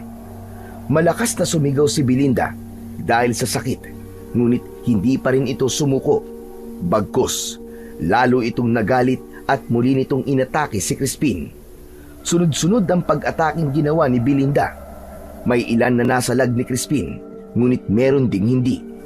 Nagawa siyang makalmot ni Belinda sa kanyang braso at muka, pero ang mga sugat na kanyang natamo ay mas lalo lang nagpatindi ng kagustuhan niyang manalo sa laban. Nagpatuloy ang sagupaan sa pagitan ni Crispin at Belinda sa gitna ng kagubatan. Nang makakuha ng pagkakataon si Crispin, siya naman ang umatake. Tumama ang arnis sa tagiliran ng aswang at halos matumba ito. Saglit na natigilan si Belinda at tila hindi makapaniwala sa kakayahan ni Crispin sa pakikipaglaban. Sa sunod na pag-atake ni Belinda ay nadulas si Crispin sa basa at putikang lupa. Bumagsak siya at bago pa siya makabangon ay nadaganan siya ng aswang. Nakalapat ang likod niya sa lupa habang hawak ni Belinda ang magkabilaang kamay niya. Katapusan mo na, Crispin. Magpasalamat ka na lang dahil makakasama mo na ang nanay mo sa kabilang buhay. Umamba si Belinda upang kagatin sa leeg si Crispin, ngunit sa huling sandali ay nagawang makawala ng isang kamay ni Crispin at naiharang niya yun sa matutulis na pangil ni Belinda. Buong puwersang kinagat ni Belinda ang arnis at dahil sa tibay at tigas nun, ay nabasag ang ilang ngipin ni Belinda. Mabilis na umalis si Belinda sa ibabaw ni Crispin. Nakasahod ang mga kamay nito sa bibig habang nasa palad nito ang basag na pangil. Ang mga pangil ko, hindi ko maaari. Hindi ko ba nasabi sa'yo na ang arnis na to ay gawa sa mangkono? Ang mangkono ang pinakamatibay na kahoy dito sa atin. Akala mo ba ay matatalo mo ko dahil sa arnis na yan? Nagkakamali ka! Akmang susugod muli si Belinda nang biglang dumating si Felix na tila nagtataka sa nakikita. Huminto ito sa tabi ni Belinda. Alam ni Crispin na nasa ilalim pa rin ng kapangyarihan ni Belinda ang tatay niya, kaya kahit nasaan yung aswang si Belinda ay hindi ito kinatatakutan ng kanyang ama. Anong ginagawa mo rito, Felix? Sabihin mo! Nakita kitang lumabas ng bahay kaya sinundan kita. Teka, Crispin? Nandito ka? Opo, Papa. Dito po ako napunta nang pakawalan po ako ng taong inutusan ni Belinda para patayin ako. Huwag kang maniwala sa kanya, Felix. Hindi yan si Crispin. Hindi yan ang anak mo. Isa siyang aswang na ginagaya ang itsura ni Crispin. Kaya patayin mo siya. Patayin mo siya! Tumingin si Felix kay Crispin. Hindi naman nagustuhan ni Crispin ang matatalim na tingin ng kanyang ama. Papa, huwag ka maniwala kay Belinda. Hindi mo ba nakikita? Isa siyang aswang. Nasa ilalim ka ng kapangyarihan niya. Kaya gumising ka na, Papa. Gumising ka! Hindi ako naniniwala sa'yo. Isa kang aswang. Walang pag-aalinlangan na sinugod ni Felix ang kanyang anak. Hindi makagalaw si Crispin. Mahigpit na sinakal ni Felix ang leeg niya at sa galit na meron nito ay alam ni Crispin na handa siya nitong patayin. Ngunit hindi lumaban si Crispin dahil hindi niya kayang saktan ang sarili niyang ama. Yan! Ganyan nga, Felix! Patayin mo siya! Patayin mo siya! Hanggang sa narinig ni Crispin ang pagsigaw ni Lolo Noel. Ang aswang, Crispin! Siya ang iyong kalaban! Siya ang pagtuunan mo ng pansin! Pilit na inalis ni Crispin ang mga kamay ni Felix sa kanyang leeg. Malakas niya itong itinulak at nang sandaling yun ay naisip niya na malaking sagabal ang papa niya sa laban niya kay Belinda. Sorry, Papa. Ayokong saktan ka. Pero kailangan kong gawin to. Hinampas ni Christine sa ulo ang tatay niya gamit ang arnis. Agad na nawalan ng malay si Mang Felix at doon na siya muling nagkaroon ng pagkakataon na harapin ang aswang na si Belinda. Napansin ni Crispin si Lolo Noel sa isang sulok na nakapikit at nagdadasal. Sa bawat buka ng bibig ng matanda ay nararamdaman niya ang pag-init ng kanyang arnis. Hanggang sa namangha siya nang bahagyang nagliwanag ang mga arnis. Doon niya napagtanto na dinadasalan pala yun ni Lolo Noel upang mas maging malakas ang kanyang sandata. Bukod doon ay naramdaman niya rin na mas lalong lumakas ang kanyang katawan, na parabang lahat ng hibla ng kanyang ugat ay dinadaluyan ng isang enerhiyang hindi niya maipaliwanag kung ano. Napansin yun ni Belinda, galit itong tumingin kay Lolo Noel. Pakialamero kang matanda ka! Ikaw ang dapat kong unahing patayin! Tumugod si Belinda patungo kay Lolo Noel.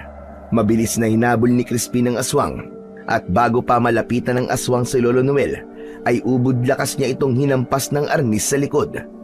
Napaiktad si Belinda at napasubsob sa lupa.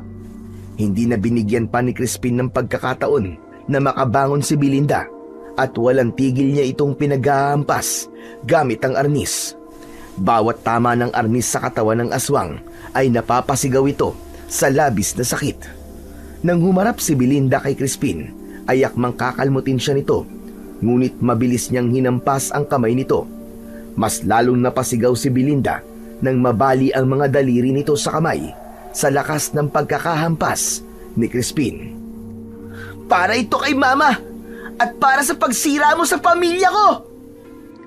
Matapos yung sabihin ni Crispin, ay buong lakas niyang itinarak ang arnis sa tapat ng puso ni Belinda. Nangingisay ang katawan nito at hindi na nito nagawa pang makasigaw. Huminto ito sa paggalaw at tuluyan na itong nawalan ng buhay habang nakadilat ang mga mata. Habol ni Crispin ang kanyang paghinga. Hindi siya makapaniwala na nagtagumpay siyang patayin ang mangkukulam na aswang na pumatay sa kanyang ina. Alam niya na sa ginawa niyang yon ay matatahimik na rin sa wakas ang kaluluwa ng nanay niya sa kabilang buhay. Lumapit si Lolo Noel sa kanya at tinapik siya sa balikat. Mahusay, Crispin! Nagtagumpay ka! Hindi ako nagkamali nang sabihin ko na magagawa mong patayin ang aswang na yan. Salamat po, Lolo Noel. Kung hindi po kayo nagtiwala sa akin, malamang ay buhay pa rin po si Belinda hanggang ngayon. Mula sa gilid ng mga mata ni Crispin ay nakita niya ang paggalaw ng kanyang ama. Agad niya itong nilapitan nang makita niya na nahihirapan itong tumayo. Inalalayan nila ni Lolo Noel sa pagtayo si Felix. Nang makita ni Felix si Crispin, ay hindi ito makapaniwala. Mahigpit siya nitong niyakap at hindi nito napigilan ang mapaluha. Diyos ko, maraming salamat po, Panginoon. Maraming salamat po't buhay ang aking anak. Anak, akala ko kung ano na nangyari sa'yo. Si Belinda po ang dahilan, Papa. Kaya hindi po ako makabalik sa bahay natin. Alam ko, Crispin. Alam ko lahat ng ginawa niyang kasamaan sa ating pamilya. Alam ko rin na siyang pumatay sa nanay mo.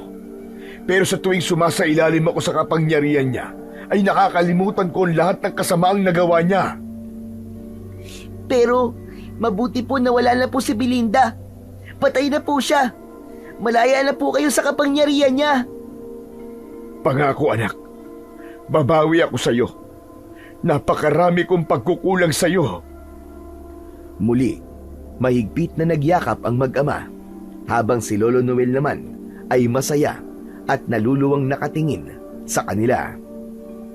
Matapos ang lahat ng nangyari, ay tuluyan na ngang nakalaya si Felix sa kapangyarihan ni Belinda at bumalik na ang kapayapaan sa buhay nilang mag-ama.